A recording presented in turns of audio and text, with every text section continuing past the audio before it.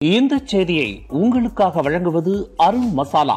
1983 ஆண்டிலிருந்து தரத்துடன் தன்மை மாறாத அறுசுவை சமையலுக்கான அருண் மசாலா.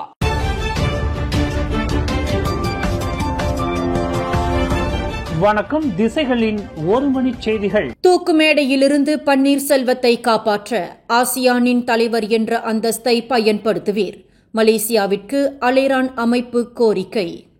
போதைப்பொருள் கடத்தல் குற்றத்திற்காக ஒரு மலேசியரான பன்னீர்செல்வம் பரந்தாமன் நாளை பிப்ரவரி 20 வியாழக்கிழமை அதிகாலையில் சிங்கப்பூர் சாங்கி சிறைச்சாலையில் தூக்கிலிடப்படுவது உறுதியாகியுள்ளது. இன்னும் 17 மணி நேரமே எஞ்சியிருக்கும் வேளையில் 30 வயது மதிக்கத்தக்க பன்னீர்செல்வத்தை தூக்கு மேடையிலிருந்து காப்பாற்ற மலேசியா தனது ஆசியான் தலைவர் அந்தஸ்தை பயன்படுத்த வேண்டும் என்று தேசிய விழிப்புணர்வு இயக்கமான அலேரான் கோரிக்கை விடுத்துள்ளது. 2025 ஆண்டின் ஆசியான் தலைவர் என்ற முறையில் மலேசியா பன்னீர்செல்வத்தின் தூக்கு தண்டனையை சிறை தண்டனையாக மாற்றும்படி தென்கிழக்காசியா கூட்டமைப்பின் ஓர் உறுப்பு நாடான சிங்கப்பூருக்கு கோரிக்கை விடுக்க வேண்டும் என்று அலேரான் கேட்டுக்கொண்டது. பரஸ்பர உறவு, இருவழி ஒத்துழைப்பு, கருத்திணக்க ஒப்பந்தம் என்று அதிகமாக பேசும் நாம் விலை மதிக்க முடியாத ஓர் உயிருக்காக அந்த நட்புறவை பயன்படுத்தி மனிதநேய அடிப்படையில் ஒருவரின் தூக்கு தண்டனையை சிறை தண்டனையாக மாற்றுவதற்கு கோரிக்கை விடுப்பதில் தவறில்லை. பன்னீர்செல்வத்தின் தூக்கு தண்டனையை மறுபரிசீலனை செய்ய கோரி மலேசியா ஆசியான் தலைவர் அந்தஸ்தை பயன்படுத்துவதுடன் தனது அரசதந்திர உறவையும் பயன்படுத்த வேண்டும் என்று அலேரான் இன்று வெளியிட்டுள்ள ஓர் அறிக்கையில் கேட்டுக்கொண்டுள்ளது.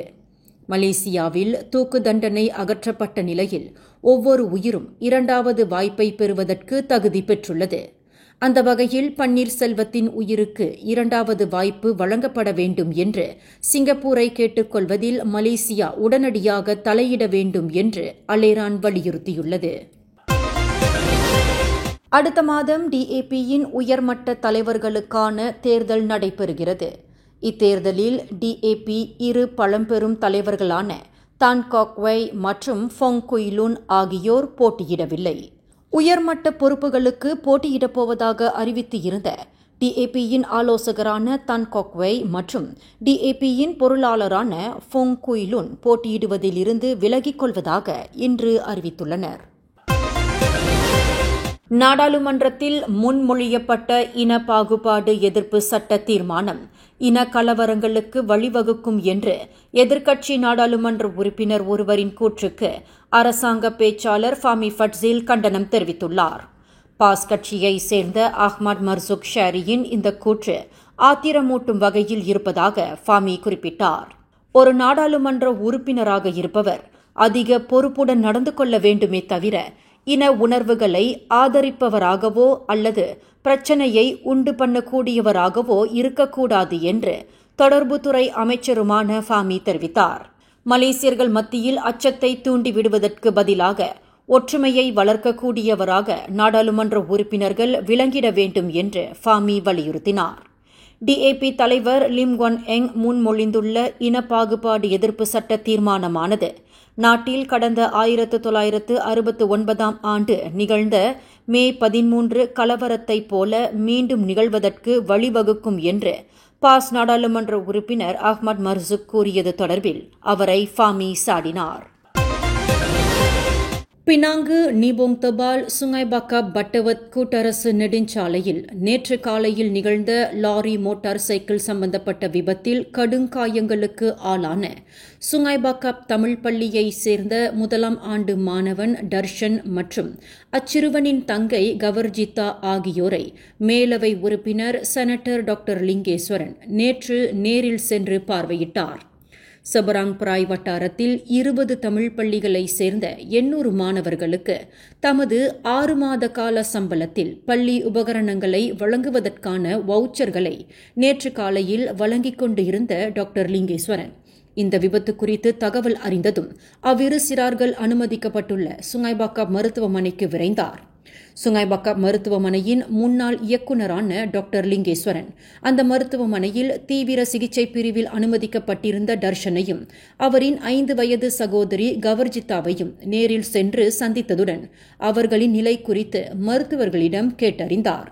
தனது பாட்டியின் மோட்டார் சைக்கிளில் பள்ளிக்கு சென்று கொண்டிருந்த போது நிகழ்ந்த இந்த விபத்தில் சிறுவன் தர்ஷனுக்கு கடுங்காயம் ஏற்பட்டுள்ளது. கவர்ஜிதா காலை இழக்கும் அபாயத்திற்கு ஆளாகியிருப்பதாக டாக்டர் லிங்கேஸ்வரன் குறிப்பிட்டார். இந்நிலையில் துயரத்தில் மூழ்கியிருக்கும் பாதிக்கப்பட்ட குடும்ப உறுப்பினர்களுக்கு டாக்டர் லிங்கேஸ்வரன் ஆறுதல் கூறியதுடன் அவர்களுக்கு துணை நிற்கும் வகையில் சிறார்களை கவனித்துக் கொள்வதற்கு கை செலவிற்கு கணிசமான நிதி உதவியையும் வழங்கினார். இரு உடன்பிறப்புகளும் விரைவில் குணமாக இறைவனை பிரார்த்திப்பதாக டாக்டர் லிங்கேஸ்வரன் குறிப்பிட்டார். இந்தோனேசியா கிழக்கு மலுக்கு மாநிலத்தில் இன்று புதன்கிழமை அதிகாலையில் ஏற்பட்ட நிலநடுக்கம் ரிக்டர் அளவுகோலில் 5.7 பதிவாகியுள்ளது. எனினும் இந்த நிலநடுக்கமானது சுனாமி போன்ற பேரலைகளுக்கான எச்சரிக்கையை விடுக்கவில்லை என்று இந்தோனேசியாவின் வானிலை ஆய்வு மையம் தெரிவித்துள்ளது. நிலநடுக்கத்தின் அளவை முதலில் 5.9 என பதிவு செய்த அந்த ஆய்வு மையம் பின்னர் 5.7 என்று திருத்தி வெளியிட்டுள்ளது. இந்த நிலநடுக்கம் காலை 6:39 மணிக்கு ஏற்பட்டுள்ளது. அதன் அதிர்வு பல இடங்களில் உணரப்பட்டுள்ளது. மனிதவள அமைச்சரும் பினாங்கு மாநில DAP தலைவருமான ஸ்டீவன் சிம்மை துரோகி என்று பகிரங்கமாக குற்றஞ்சாட்டிய DAP தலைவர் லிம் குவான் எங்கின் உதவியாளர் தன் குங் சுங் மீது எந்தவொரு நடவடிக்கையும் எடுக்கப்படாது என்று கட்சியின் பொதுச் செயலாளர் ஆண்டனி லாக் அறிவித்துள்ளார். கடந்த சனிக்கிழமை பினாங்கில் DAP மூத்த தலைவர் லிம் கிட் சியாங்கிற்கு எடுக்கப்பட்ட பாராட்டு விழாவில் இந்த சம்பவம் நடந்ததாக கூறப்பட்ட போதிலும் இது தொடர்பாக எந்தவொரு புகாரையும் இதுவரையில் கட்சியின் ஒழுங்கு நடவடிக்கை குழு பெறவில்லை. எனவே சம்பந்தப்பட்ட உறுப்பினருக்கு எதிராக எந்தவொரு நடவடிக்கையும் எடுக்கப்படாது என்று ஆண்டனி லாக் விளக்கினார். மர்சிடிஸ் ரக கார் ஒன்று வேக கட்டுப்பாட்டை இழந்து சாலை தடுப்பில் மோதி விபத்துக்குள்ளானதில் காரின் இடிபாடுகளுக்கு இடையே கால்கள் சிக்கி பெரும் அவதிக்குள்ளான கார் ஓட்டுநரை மீட்பதற்கு தீயணைப்பு மீட்பு படையினர் கடுமையாக போராடினர். இச்சம்பவம் நேற்றிரவு 11:23 மணியளவில் பூச்சோங் புக்கிட் பூச்சோங்கில் நிகழ்ந்தது. குறுக்கும் நெடுக்குமாக நீட்டிக்கொண்டு இருந்த காரின் சிதைந்த பாகங்களினால் இருக்கையை விட்டு வெளியேற முடியாமல் அந்த கார் ஓட்டுநர் வலியால் துடித்துப் போனதாக ஸ்லாங்கூர் மாநில தீயணைப்பு மீட்புப் படை உதவி இயக்குநர் அஹ்மத் முக்லிஸ் முக்தார் தெரிவித்தார். எனினும் மீட்புப் படையினர் பிரத்யேக சாதனங்களை பயன்படுத்தி 29 வயது மதிக்கத்தக்க கார் ஓட்டுநரை இடிபாடுகளில் இருந்து மீட்டதாக அஹ்மத் முக்லிஸ் குறிப்பிட்டார். இந்த செய்தியை உங்களுக்காக வழங்கியது அருண் மசாலா. 1983 ஆண்டிலிருந்து தரத்துடன் தன்மை மாறாத அறுசுவை சமையலுக்கு அருண் மசாலா. மேலும் செய்திகளை தெரிந்து கொள்ள கீழே இருக்கும் பெல் பட்டனை அழுத்துங்கள். உங்கள் மகிழ்ச்சியை வெளிப்படுத்த லைக் மற்றும் ஷேர் செய்யுங்கள். தொடர்ந்து திசைகளோடு இணைந்திருக்க சப்ஸ்கிரைப் செய்யுங்கள்.